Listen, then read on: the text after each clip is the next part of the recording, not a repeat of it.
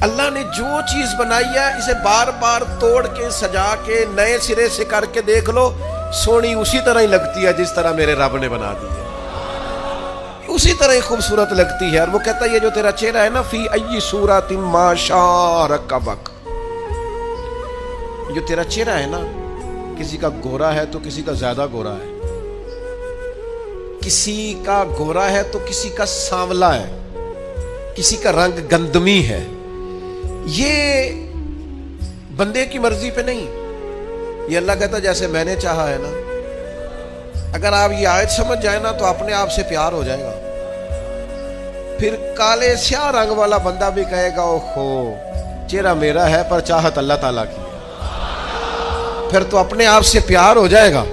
پھر تو اپنے آپ سے محبت ہو جائے گی، پھر تو انسان کہے گا کہ خدا جانے بلندی ہے کہ پستی، پر جہاں میں ہوں وہاں کوئی نہیں ہے۔